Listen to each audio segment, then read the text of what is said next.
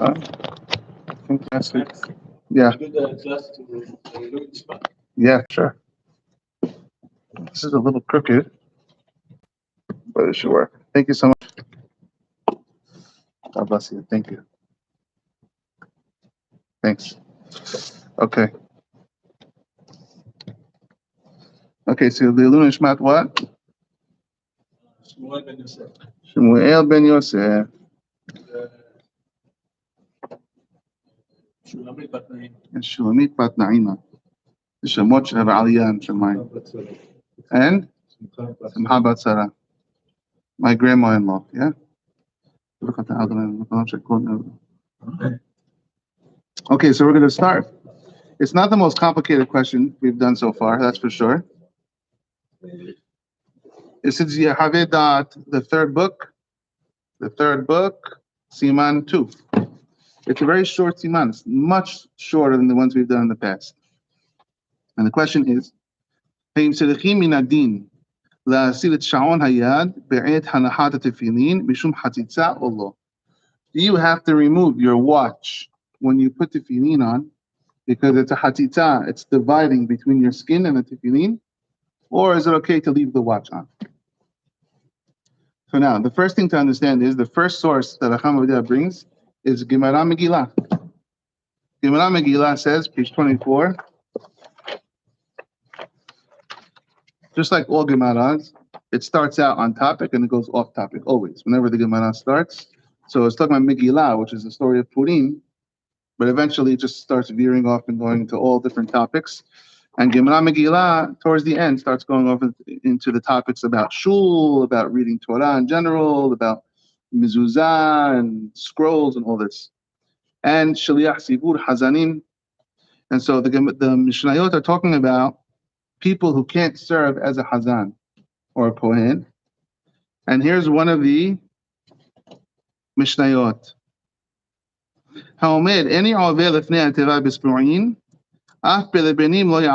If someone says, I will only be Hazan if I am wearing colored garments, because in those days, let's say the idol worshippers had a certain garment they used to like, and he says, I only want to wear this garment. So we suspect he's an idol worshiper. In those days, when idol worship was more prevalent, they were very scared of this stuff. So they told him, you can't be Hazan, even if you wear white, you can't be Hazan. You're out. Bisandal,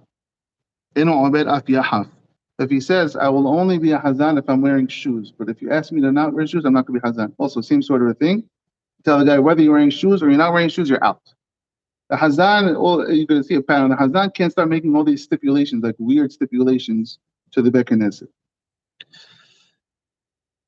Ha'oseh tefilato agula. Moshe, what does this mean? Ha'oseh tefilato agula. It's a trick question. Tefillah is a tefillin. Tefillah means tefillin, and also tefillah is the word for prayer. But tefillah is a tefillin. Two tefillin, a tefillah here and a tefillah here equals a pair of tefillin. So it says over here, someone who makes his tefillah round, it doesn't mean it's prayer. It means it's tefillin. It's box. It's a square box. And he makes it. And he decides to make it round. It's not. He likes it better, so he's going to sand over the corners. Is that even kosher? No, it's not kosher. Sakana.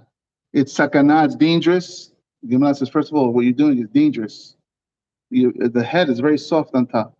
If you have every single day, you put a circular item on the head, condensing to your head. So besides, first of all, it's dangerous. And second of all, in by mitzvah, you're not doing the mitzvah. We have a commandment. Tefillin is exactly the way Moses told us in the mountain. Square and black and leather. No black. Black. What do you mean? No, black. Okay, now. Sipan zahav, what if he decides to coat his tefillin in gold because he likes it better? The same sort of halakha applies to a shofar. The shofar blower says, for Rosh Hashanah this year, I'm going to make my shofar gold. You know the answer. This is Judaism. We don't care about all this stuff. Just leave it the way it was for 5,000 years.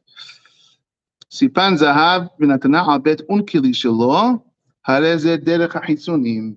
If you decided to coat your tefillin in gold or wear it on top of your sleeve, This is the way of the outsiders that don't know the truth of Judaism. You don't know what you're doing.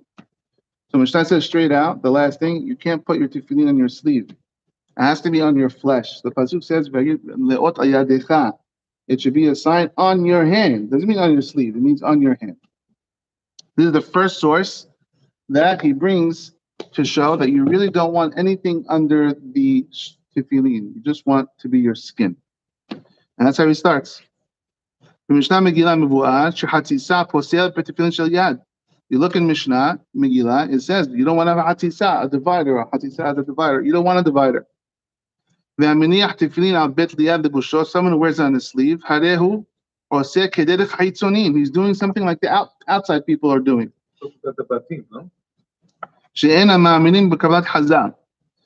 Now, he says over here, the Rosh, I usually don't read it inside, but it's such a short one, I'm going to read it inside.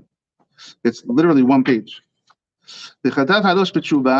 שאיסור חציצה בתפילין של יד, למדנו מהפסוק והיה לך לאות ידיך, כלומר שלא יהיה דבר חוצץ בין התפילין לידו, that we learned it from the pasuk I just said. The sign should be on your hand, so that nothing should be between your hand and the tefillin, which is the sign of you and Hashem.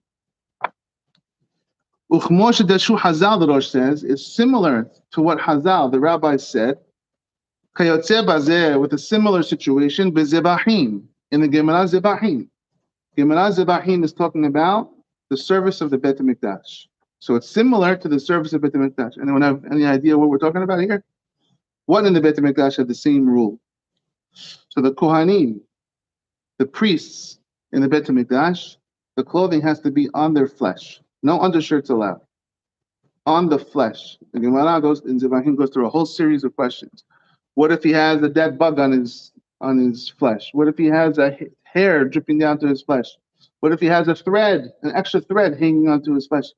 You want to make sure, the Kohanim have to make sure that their body is straight onto the garments, because it says that to put the garments on their flesh. But the hair that's connected to their body. Right, no, we're not talking about connected. A disconnected hair. Yeah, something that fell off maybe from a different person. Or their own. Or even eyelash. Or their own person. Yeah. Yeah. And so the Rosh compares it to Zebahim. Pasuk says,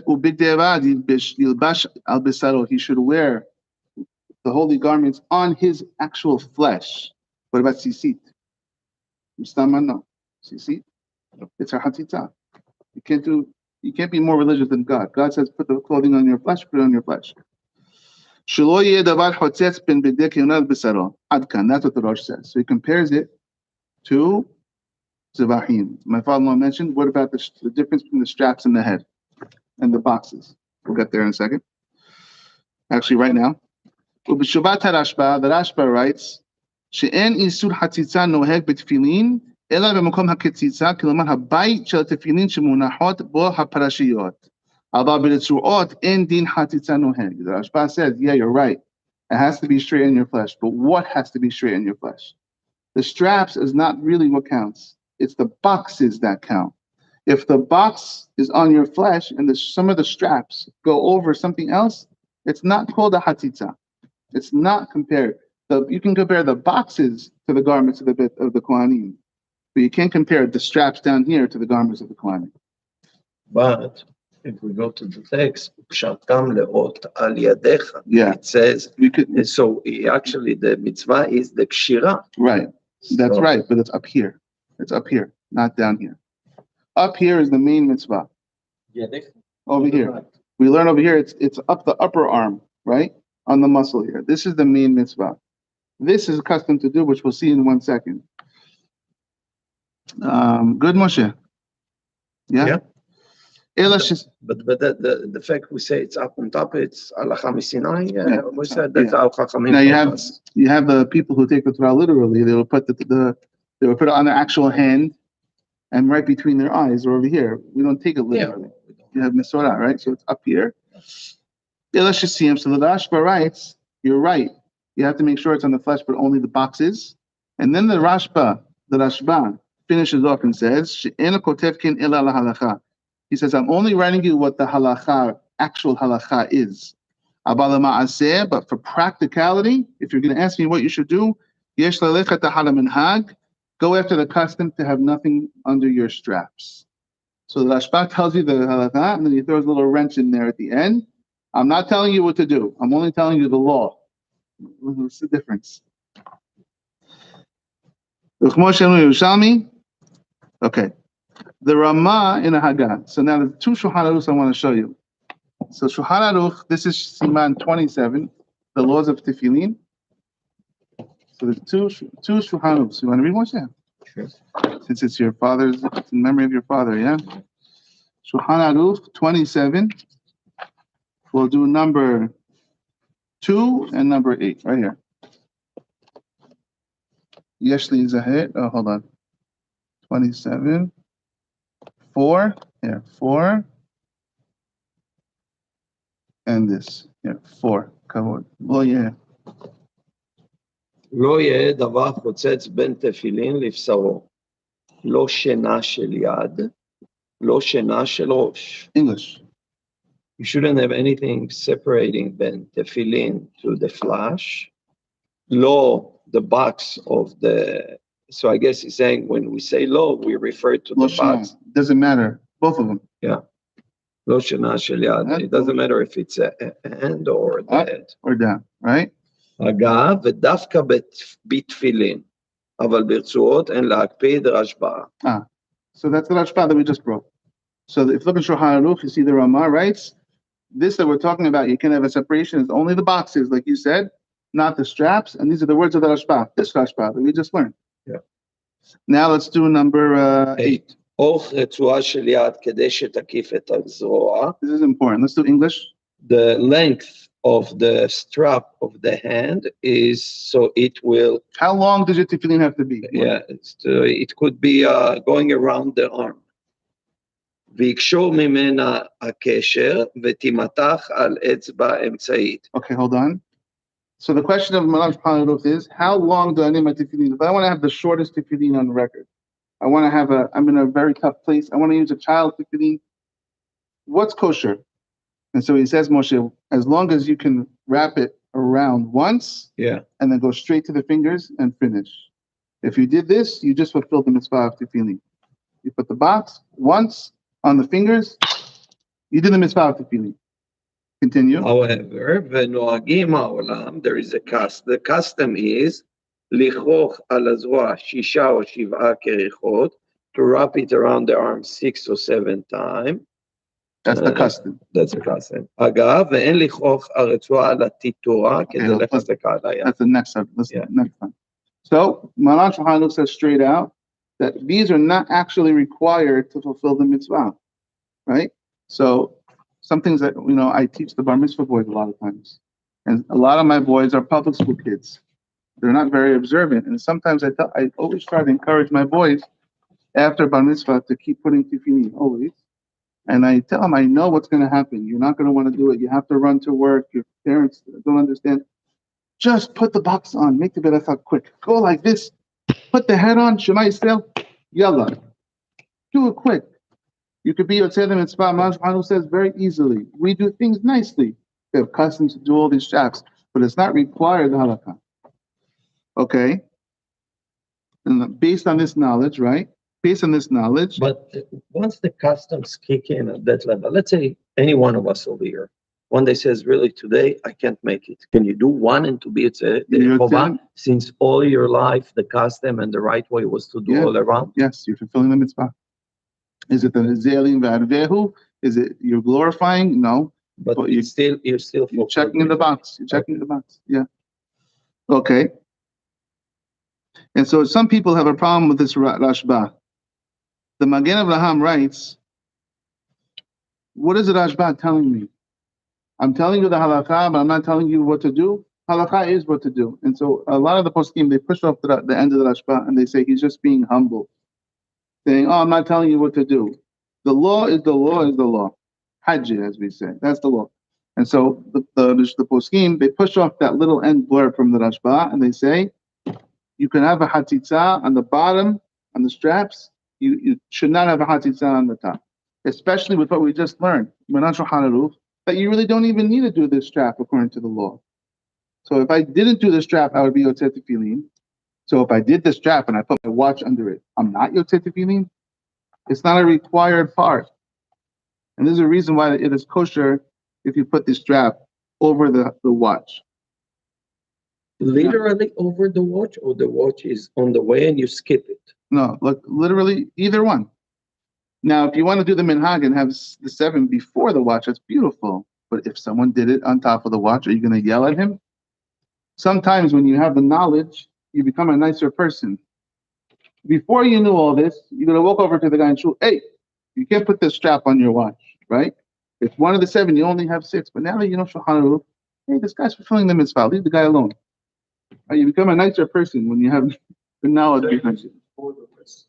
And the watch is on the wrist. Right, but Moshe is saying, even if the guy were to put it on his wrist, he's not doing the right thing. Is that something you should fight over a guy for, or make him not come back to shul because he got angry at you? Well, that you shouldn't He's do no matter what. Right, he's fulfilling the mitzvah. We have a membership drive. We go out on those members, please. Okay, and he brings over here, let's just wrap it up. It's very easy halakha, this one. He says over here, Rav Shneur Zalman, the Baal Tanya, which is the Lubavitcher Shulchan Aruch, the Lubavitcher Rebbe, not the past one, the Baal Tanya. In his Shulchan Aruch, he writes, "Sha'af b'litzuot shayach din hatitza b'chol ma shesarich l'kishat tefillin." Even the straps, they have a problem of hatitza. Even on the straps, you have to be careful not to make a divider. However, but if you read his words closely, it says, don't get misled by the Rav Shneur Zalman's Shulchan Aruch. If you read his words closely, after you did one wraparound, so now I just want to show you 2 things. Number 1, here's the Rambam, just to show you where it is, based on the Gemanat Zebahim that I told you. The Rambam is in the laws of the vessels of the Beit HaMikdash. I want you to be able to look this up on your own after. That's really what I care about. So Rambam, Abodah is a section called the vessels of the Beit HaMikdash. And chapter 10, he says over here, it says that the garments have to be worn straight on the flesh. There can be nothing between the garments and the flesh of the Kohanim. Even dust or a dead bug. He just did a no good service in the Beit HaMikdash. Therefore,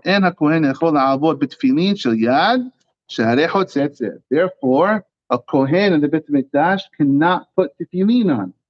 Rambam says, a Kohen in the Beit HaMikdash, don't put your tefillin on. You want to put the head tefillin on only?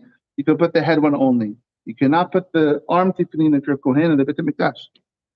And if he wants to put the head tefillin, he's allowed to. So there's another interesting information. In the temple of Beit HaMikdash and the service, they were not wearing tefillin, and they can't wear tzitzit either, because there cannot be nothing between them. So the hair is a good question. They talk about it in the Gemara, and the Rambam talks about it. The Kohen Gadol has more stuff on his head, but the regular Kohen doesn't have as much stuff on his head. So they can put the tefillin down here and make room for everything else. There's a couple of interesting side halachot that come from this. And they talk about over here in Yehud Yosef. Number 1, if someone has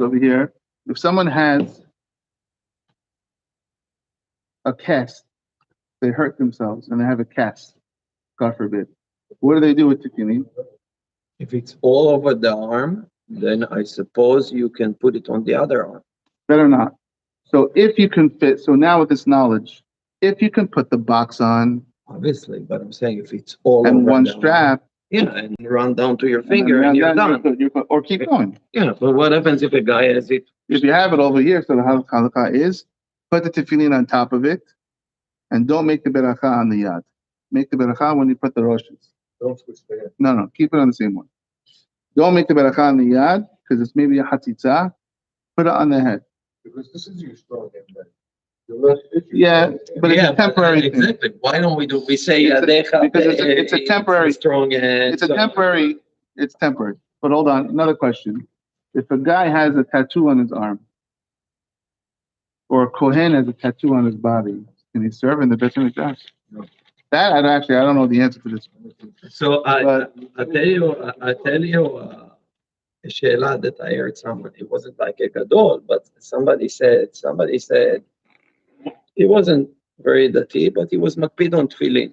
And he came to his rabbi. He said, "Look, I need to travel from point A to point B, and part of the trip will be on Shabbat. And I don't want to be carrying my tefillin on Shabbat. What do I do?" put it on. So he told him, the fact that you're going to be doing one avera should not prevent you from doing the mitzvah. Take it with you. Yeah. So that answers now the question. If a person has a tattoo, the tattoo is an avera by itself. It's not a chotzetz, it's part of the skin, so maybe he should be able to do that. It's possible that it's a hatitzah for the priests. We care about every dust particle on the priest's body. But that's part of it. It's embedded in his body. So I don't know the answer. It's not a hatitzah for tefillin. But I'll tell you an interesting halakha that the Yitzhak says. If a Kohen is not religious, he used to be not religious, and he has tattoos all over his arm, and he goes to the yeshiva to pray, the guy doesn't want to roll up his sleeve. Everyone's going to see that he has a tattoo. It's going to be embarrassing. So he says, "Rabbi, can I put my tefillin over my shirt?" And so Chacham Yitzhak says, "Can you find a corner? If you can find a small corner, do it very, very quickly. Even just do one quick and put your sleeve back on top of it. That's obviously preferable. But if you can't find a corner, so this guy's in a yeshiva, there's no private spot. He doesn't want to be embarrassed. He has tattoos all over his arm. Chacham Yitzhak says, if he has a very thin shirt, put the tefillin on top of the sleeve. Rather than get embarrassed, don't make the beracha on the tefillin. Yes, tattoo removal is probably painful. Go make the beracha on the yad, make it on the rosh. It's just like a cast. It's called ones. You have no choice. Make the beracha on the rosh. Yes. Like I just said. Yes. Like I just said about the cast. If someone has the cast on his arm up here, he makes the beracha on the rosh. The rosh is they're two separate mitzvot. Even according to Sfaradim, the yad and the rosh are two separate mitzvot. The question is only, does the beracha cover both, or do we make two separate berachot? But these are two separate mitzvot, huh? Continuation of the mitzvah. You get two credits. And so you make the beracha on the. If you don't have the yad, and you only have a rosh, you make it. Put it on. You don't just say, "I'm not putting tefillin today because I only have half of it." The rosh is the name. I'm not sure. But I'm on video, so I have to make sure I say the right thing. I'm not sure. Look that up. Okay. Not on video, you don't make. If I was not on video, I just say something. No, I gotta be careful. Okay, I'm not. That I have to look up. Okay, ready? Let's finish up. Let's wrap it up. He says over here. Even if someone wants to be strict upon himself. To take off the watch before he puts the tefillin. He should be blessed. It's beautiful. You want to take your watch off? Take your watch off. Don't start protesting people that leave their watches on. The law is that it's allowed.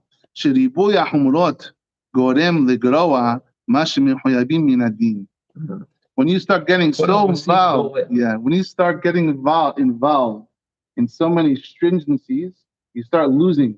It's an interesting line he says. You want a good example of this? I'll give you a great example of this. How do you say 10 in Hebrew? How do you say 11 in Hebrew? How do you say Ashtei Asad is what? What's Ashtei Asad? We just had it yesterday in the Torah. Ashtei Asad is 11, and 12 is what?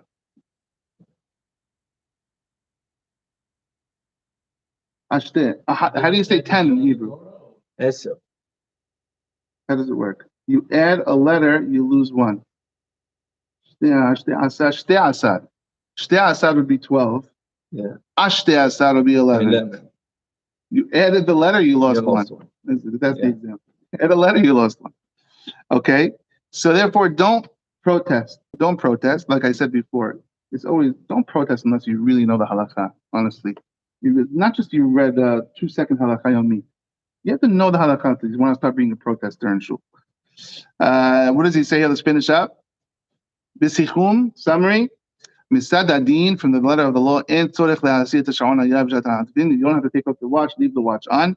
Mahmi le'asiro tavo ala beracha. If you want to take it off, you should be blessed. And that's the halakha for the very simple halakha. It's allowed to leave the watch on. It's not a hatitza. And we got other information as well. And we have no ladies for the class, for the ladies class. We need ladies. Yeah. טוב, חזק וברוך. אז כל המצוות, שבוע טוב ויום טוב.